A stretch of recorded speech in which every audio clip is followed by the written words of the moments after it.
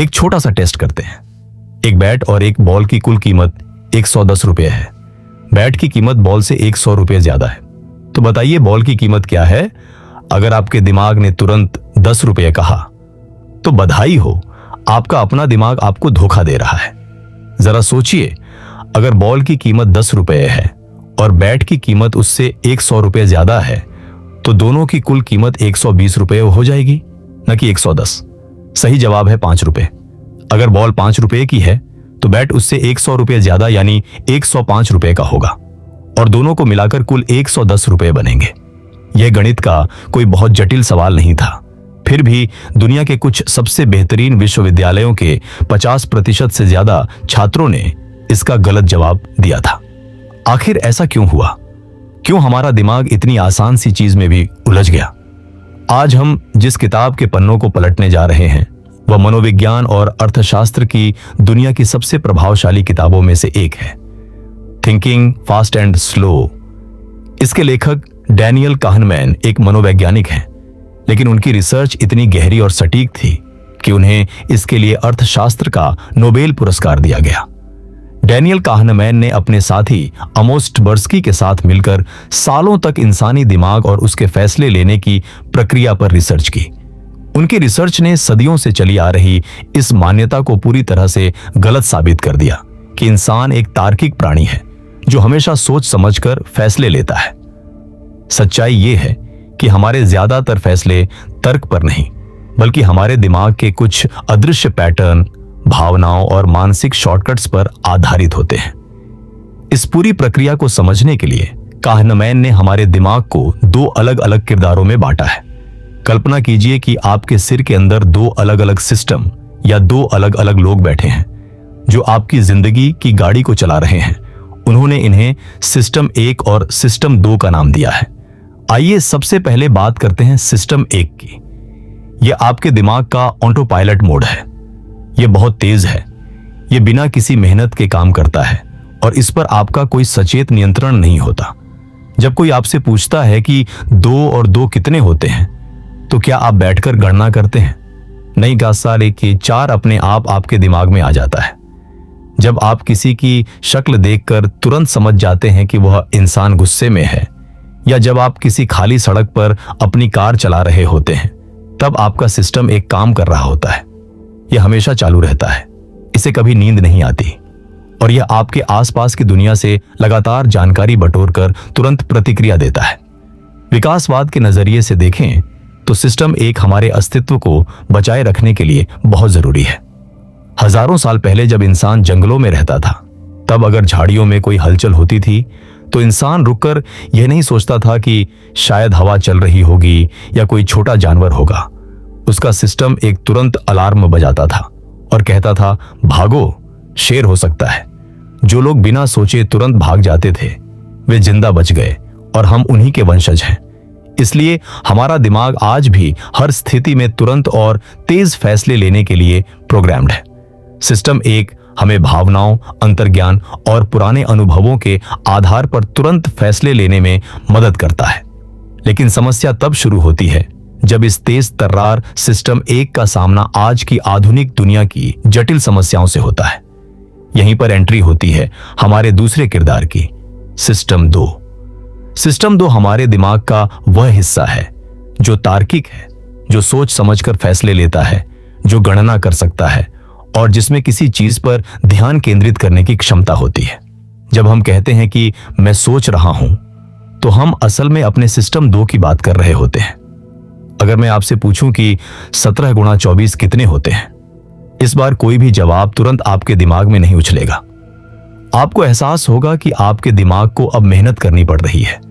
आपकी आंखों की पुतलियां थोड़ी बड़ी हो जाएंगी, आपकी सांसें थोड़ी धीमी हो जाएंगी और अगर आप चल रहे होंगे तो शायद आप रुक जाएंगे, क्योंकि इस गणना को करने के लिए आपके सिस्टम 2 को आपके शरीर की बहुत सारी ऊर्जा की जरूरत है। भीड़ भाड़ वाली जगह पर कार को रिवर्स में पार्क करना हो, कोई टैक्स का फॉर्म भरना हो या फिर किसी नई भाषा को सीखना हो, ये सारे काम सिस्टम 2 ही कर सकता है। सुनने में ऐसा लगता है कि सिस्टम 2 बहुत समझदार और शक्तिशाली है और इसे ही हमेशा हमारी जिंदगी के फैसले लेने चाहिए। लेकिन सिस्टम 2 की सबसे बड़ी खासियत, या यूं कहें कि सबसे बड़ी कमी यह है कि यह बहुत आलसी है। कहनामैन इसे लॉ ऑफ लीस्ट एफर्ट, यानी कम से कम मेहनत का नियम कहते हैं। हमारा दिमाग शरीर की बहुत ज्यादा ऊर्जा खर्च करता है, इसलिए वह हमेशा कोशिश करता है कि जहां तक हो सके ऊर्जा बचाई जाए। इसीलिए सिस्टम 2 ज्यादातर समय एक स्टैंड बाय या स्लीप मोड में रहता है और जिंदगी की गाड़ी चलाने की स्टीयरिंग सिस्टम 1 के हाथों में सौंप देता है। ज्यादातर समय इन दोनों का तालमेल बहुत अच्छा चलता है। सिस्टम 1 लगातार सिस्टम 2 को सुझाव भेजता रहता है, मुझे यह इंसान पसंद नहीं आ रहा, यह रास्ता सुरक्षित लग रहा है, यह काम ऐसे होना चाहिए। क्योंकि सिस्टम 2 आलसी है, वह बिना जांच पड़ताल किए सिस्टम 1 के ज्यादातर सुझावों को चुपचाप मान लेता है और उन्हें हमारे विश्वास या हमारे फैसलों में बदल देता है। सिस्टम 2 तभी जागता है और नियंत्रण अपने हाथ में लेता है जब सिस्टम 1 को कोई ऐसी चीज दिखती है जो उसकी समझ से बाहर होती है, या जब हमें अचानक यह एहसास होता है कि हम कोई गलती करने वाले हैं। अब वापस चलते हैं बैट और बॉल वाले सवाल पर। जब आपने सवाल सुना तो आपके सिस्टम 1 ने संख्या 110 और 100 देखी। उसने तुरंत सबसे आसान रास्ता चुना, 110 में से 100 घटा दिया और चिल्लाकर कहा 10 रुपए। यह जवाब इतना आसान और सहज लग रहा था कि आपके आलसी सिस्टम 2 ने इसे चेक करने की या इसका गणित लगाने की जहमत ही नहीं उठाई। उसने सिस्टम 1 की बात मान ली और आपको लगा कि आपने बिल्कुल सही जवाब दिया है।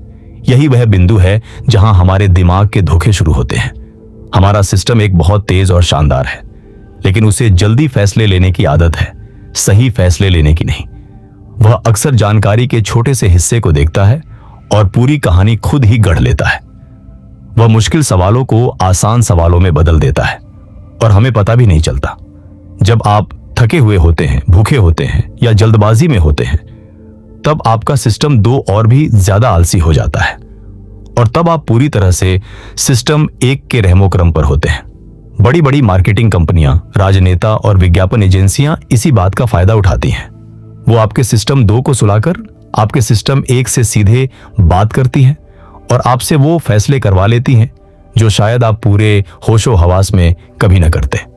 तो आइए समझते हैं कि हमारा सिस्टम 1 किन शॉर्टकट्स का इस्तेमाल करता है और कैसे हम हर रोज इन मनोवैज्ञानिक जालों में फंसते हैं, जिन्हें मनोविज्ञान की भाषा में कॉग्निटिव बायस या ह्यूरिस्टिक्स कहा जाता है। सबसे पहले बात करते हैं एंकरिंग इफेक्ट की। जब आप बाजार में कोई शर्ट या जूते खरीदने जाते हैं और उस पर 5,000 रुपए का टैग लगा होता है, तो आपका सिस्टम 1 तुरंत उस 5,000 के नंबर को एक एंकर यानी एक आधार मान लेता है। अब अगर सेल्समैन आपसे कहता है कि सर आज आपके लिए खास डिस्काउंट है, यह आपको 2,500 में मिल जाएगा, तो आपको लगता है कि आपने बहुत बड़ी डील क्रैक कर ली है। आप बहुत खुश होते हैं और तुरंत उसे खरीद लेते हैं, लेकिन असल में उस शर्ट को बनाने की कीमत शायद 500 रुपए ही हो। आपके आलसी सिस्टम 2 ने उस शर्ट की असली कीमत या उसकी क्वालिटी का लॉजिकल अंदाजा लगाने की कोशिश ही नहीं की। आपके दिमाग ने बस 5,000 और 2,500 के बीच के अंतर को देखा और खुश हो गया। इसी एंकरिंग इफेक्ट का इस्तेमाल बड़ी बड़ी ई-कॉमर्स वेबसाइट्स सेल के दौरान करती है। एक बहुत बड़ी कीमत को लाल रंग से काटकर उसके बगल में एक छोटी कीमत लिख दी जाती है। हमारा दिमाग उस पहली बड़ी कीमत पर एंकर हो जाता है और हमें लगता है कि हम पैसे बचा रहे हैं, जबकि हकीकत में हम अपने पैसे खर्च कर रहे होते हैं। एक और बहुत ही दिलचस्प धोखा जो हमारा दिमाग हमें देता है, उसे अवेलेबिलिटी ह्यूरिस्टिक कहते हैं। इसका सीधा सा मतलब यह है कि जो चीज हमारे दिमाग में आसानी से याद आ जाती है, हम उसे सच या ज्यादा संभावित मान लेते हैं। मान लीजिए कि आपको किसी दूसरे शहर जाना है। आप फ्लाइट लेने से घबराते हैं क्योंकि हाल ही में आपने न्यूज में किसी प्लेन क्रैश की खौफनाक खबर देखी थी। आपका सिस्टम एक तुरंत उस डरावने मंजर को याद करता है और खतरे का अलार्म बजा देता है कि हवाई जहाज सुरक्षित नहीं है, हम कार से जाएंगे। जबकि अगर आप गणित और आंकड़ों को देखें, जो कि सिस्टम 2 का काम है, तो कार एक्सीडेंट में जान जाने की संभावना प्लेन क्रैश से हजारों गुना ज्यादा होती है। लेकिन क्योंकि न्यूज चैनल रोजाना होने वाले कार एक्सीडेंट्स को ब्रेकिंग न्यूज बनाकर नहीं दिखाते, जितना कि वो एक प्लेन क्रैश को दिखाते हैं, आपके दिमाग में प्लेन क्रैश की छवियां ज्यादा आसानी से अवेलेबल होती है। इसी वजह से हम आतंकवाद या शार्क के हमलों से बहुत ज्यादा डरते हैं, जबकि मेडिकल डेटा कहता है कि साधारण चीनी, मोटापा या जंक फूड से मरने वाले लोगों की संख्या इनसे लाखों गुना ज्यादा है। मीडिया और विज्ञापन हमारे दिमाग में कुछ खास छवियों को बार बार डालकर हमारी इस अवेलेबिलिटी को कंट्रोल करते हैं, और फिर हमारे फैसले भी उसी डर या लालच की दिशा में मुड़ जाते हैं। अब बात करते हैं इंसानी रिश्तों और हमारे समाज के सबसे आम धोखे की, हेलो इफेक्ट। क्या आपने कभी ध्यान दिया है कि फिल्मों में जो हीरो होता है वह अक्सर बहुत हैंडसम, फिट और अच्छी आवाज वाला होता है, और जो विलेन होता है उसे जानबूझकर डरावना या अजीब सा दिखाया जाता है? यह हेलो इफेक्ट का ही नतीजा है। हमारा सिस्टम एक किसी इंसान की एक अच्छी खूबी, जैसे उसकी सुंदरता या उसके कॉन्फिडेंस को देखकर उसके बारे में अपनी एक पूरी राय बना लेता है। अगर कोई व्यक्ति देखने में बहुत स्मार्ट है, अच्छे कपड़े पहनता है और फर्राटेदार अंग्रेजी बोलता है, तो हमारा दिमाग अपने आप यह मान लेता है कि वह इंसान ईमानदार, बुद्धिमान और भरोसेमंद भी होगा। हम उसकी एक अच्छी खूबी का एक हेलो बना देते हैं जो उसकी बाकी सारी कमियों को ढक देता है। यही कारण है कि हम अक्सर ऑफिस की राजनीति में, जॉब इंटरव्यूज में या यहां तक कि प्यार और रिश्तों में भी गलत लोगों पर भरोसा कर बैठते हैं। हम उनके लुक्स या उनके कॉन्फिडेंस से इतने प्रभावित हो जाते हैं कि हमारा सिस्टम ये जांचने की जहमत ही नहीं उठाता कि असल में उस इंसान का चरित्र कैसा है। जब तक सिस्टम जागता है और हमें हकीकत का पता चलता है, तब तक अक्सर बहुत देर हो चुकी होती है। इन सब के अलावा हमारे दिमाग का एक और बहुत ही जिद्दी स्वभाव है, जिसे कंफर्मेशन बायस यानी पुष्टि पूर्वाग्रह कहा जाता है। क्या आपको कभी ऐसा लगा है कि आप किसी बहस में बिल्कुल सही थे, लेकिन सामने वाला इंसान आपकी बात समझने को तैयार ही नहीं था?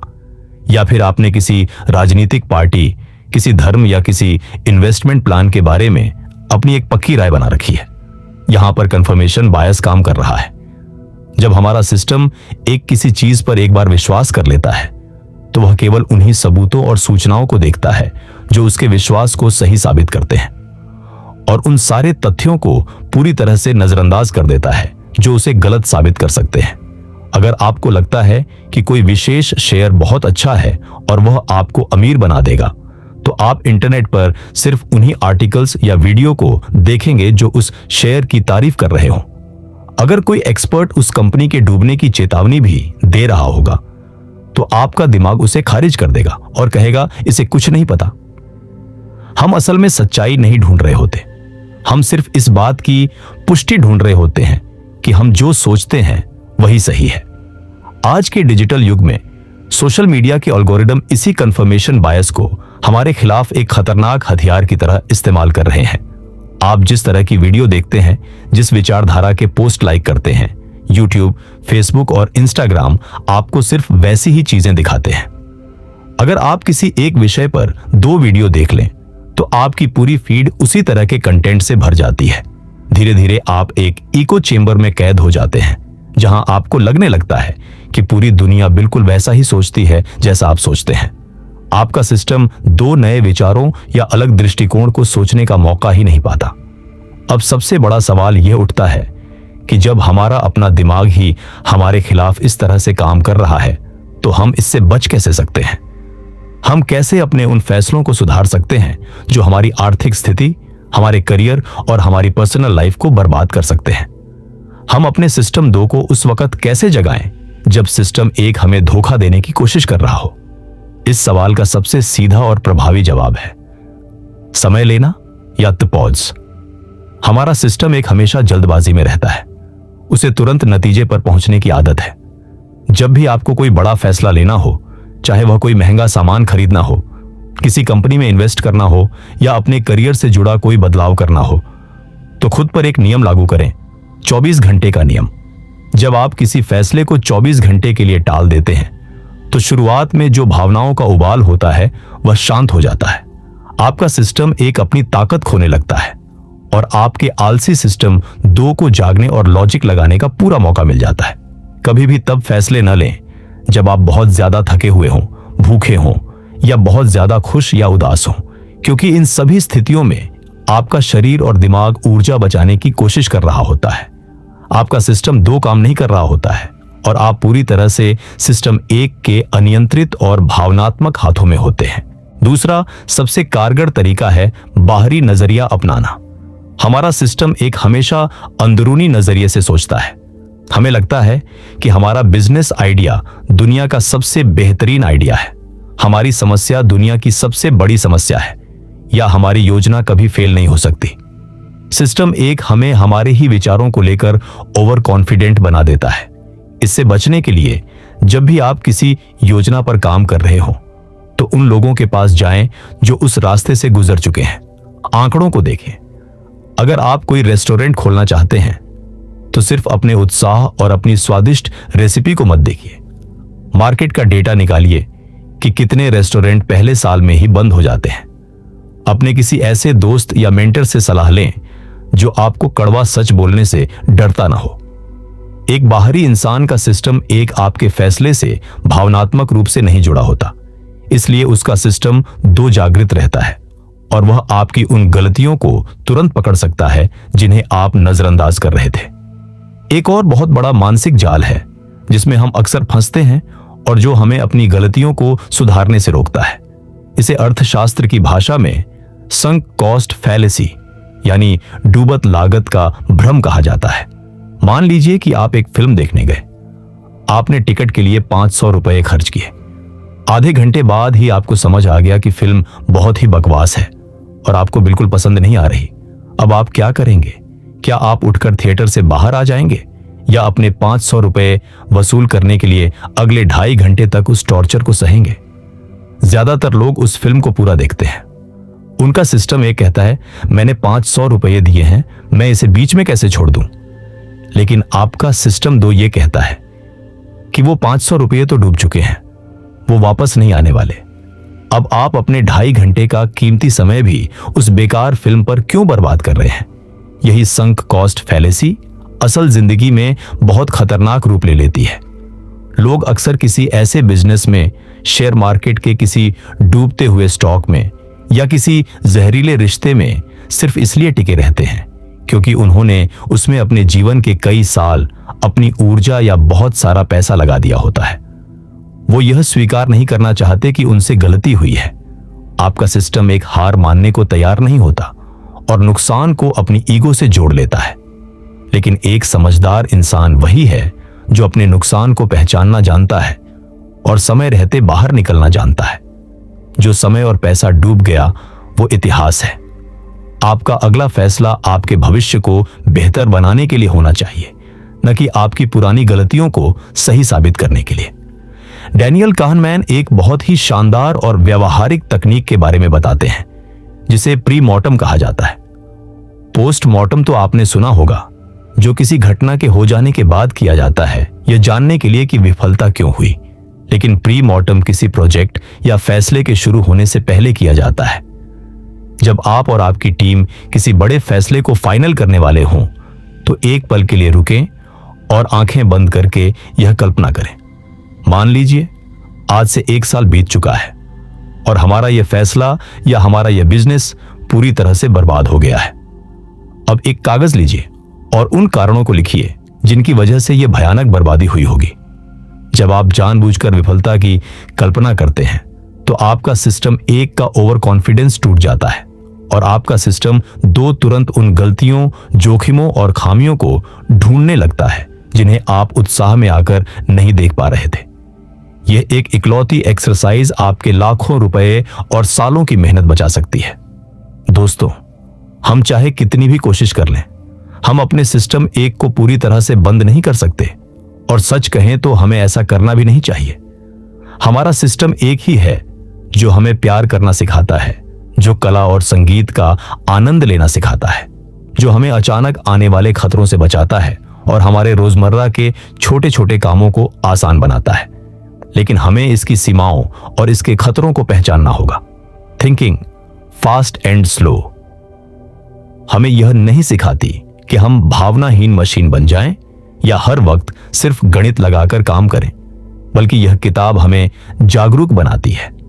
यह हमें सिखाती है कि जब हम किसी सुपरमार्केट में छूट का बोर्ड देखें, टीवी पर कोई भड़काऊ न्यूज देखें या जिंदगी का कोई बड़ा फैसला ले रहे हों, तो हम खुद से पूछें, क्या मैं यह फैसला सच में सोच समझ कर ले रहा हूं या कोई और मेरे सिस्टम एक को कंट्रोल कर रहा है?